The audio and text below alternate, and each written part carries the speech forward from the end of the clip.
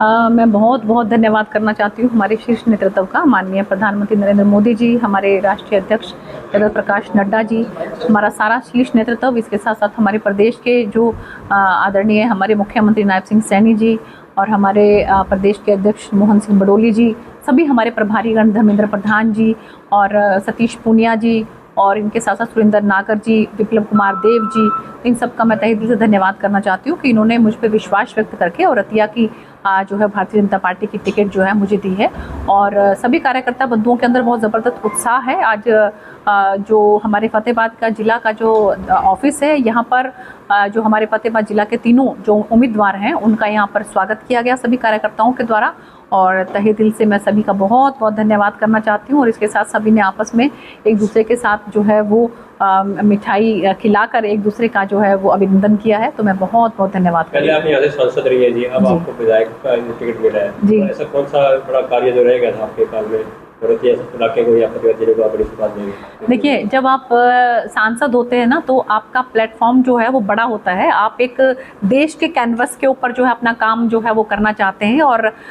उसी हिसाब से आप अपना काम जो है वो करते भी हैं और उसी हिसाब से पार्लियामेंट के अंदर आप अपनी बात रखते हैं। उस समय मेरी जिम्मेवारी थी कि जो सिरसा लोकसभा की 9 के 9 विधानसभाएं हैं, वहाँ पर जो है हम जो भी वहाँ की समस्याएं हैं उनको हम पार्लियामेंट के ऊपर रख सकें। अब जो है 9 में से एक विधानसभा जो है उसकी जिम्मेवारी मुझे मिली है, तो मुझे लगता है कि जब आप एक सांसद के तौर पर काम कर लेते हो तो एक विधानसभा जो है तो आपको उसमें बहुत ज़्यादा जो है दिक्कत की नई बात आती है, क्योंकि विधानसभा एक छोटी इकाई हो जाती है और उसमें जो है जिस तरह से पूरे हमारे लोकसभा के जो संगठन के जो हमारे कार्यकर्ता बंधु हैं उनके अंदर भी एक ज़बरदस्त उत्साह होता है और जो हमारा जिला है उसके अंदर भी उत्साह है, तो सभी कार्यकर्ता मिलकर जो है मुझे सहयोग करेंगे और ये इस विधानसभा के अंदर जो भी समस्याएं हैं उनका समाधान करने की, खासकर मैं आपको बताऊं कि मेरी पुरजोर कोशिश रहेगी कि जिस तरह से मैंने सिरसा लोकसभा में रेलवे की जो दिक्कत थी उसको दूर किया, तो रतिया के अंदर जो नशे की जो दिक्कत है उसको मैं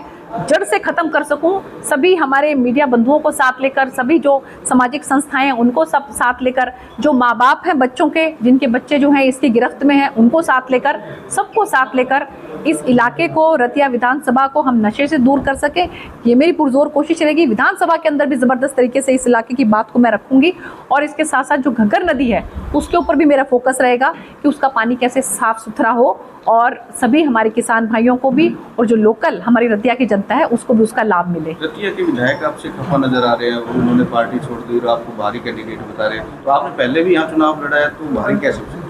देखिए, ऐसा है कि 2014 के अंदर मैंने यहाँ पे चुनाव लड़ा और उस समय में मैं बिल्कुल जो है कहना चाहूँगी कि मैं बिल्कुल बाहरी थी उस समय में जो है, क्योंकि मैं पहली बार रतिया में आई थी। लेकिन उस समय में भी जो है रतिया की जनता ने भरपूर प्यार मुझे दिया और 50,500 वोट मुझे मिले और इसके साथ साथ जो है केवल और केवल 435 वोटों से मैं ये सीट जीत नहीं पाई थी। और उसके बाद शीर्ष नेतृत्व ने मुझ में विश्वास व्यक्त करके मुझे लोकसभा की टिकट दी और 2019 के अंदर मैं यहाँ से सांसद बनी। और एक सांसद के तौर पर आप देखिए कि 9 विधानसभा जो है उसके अंडर में आती हैं, तो ये रतिया विधानसभा भी उसका एक पार्ट है। तो मुझे नहीं लगता कि आप कहीं से भी जो है किसी तरह से कोई बाहर का या इस तरह का कोई इसमें बात रह गई है। जहाँ तक बात है पूर्व विधायक जी की, तो विधायक जी जो है बिल्कुल उन्होंने 5 साल तक यहाँ पर काम किया और 2019 के अंदर जो है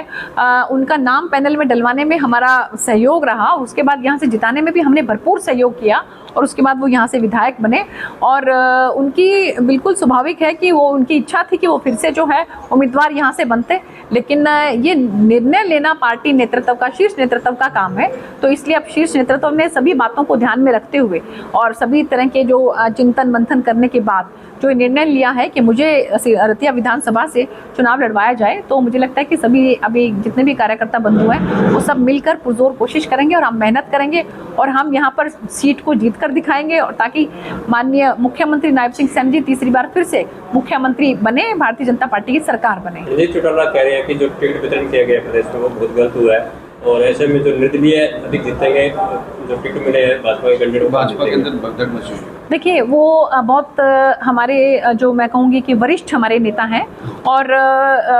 जो उन्होंने बात कही है तो क्या कहते हैं, मुझे लगता है कि ये उनको भी समीक्षा करनी चाहिए कि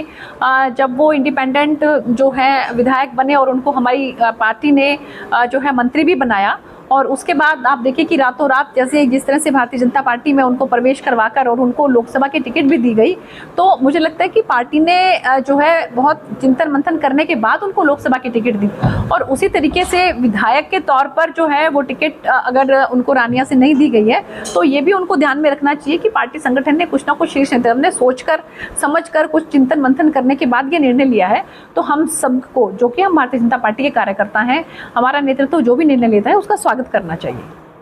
हमसे जुड़े रहने के लिए हमारे YouTube चैनल को सब्सक्राइब करें और नई वीडियो की नोटिफिकेशन के लिए बेल आइकॉन को दबाएं। अगर आप ये वीडियो Facebook पर देख रहे हैं तो लाइक जरूर करें और ज्यादा से ज्यादा शेयर करें। धन्यवाद।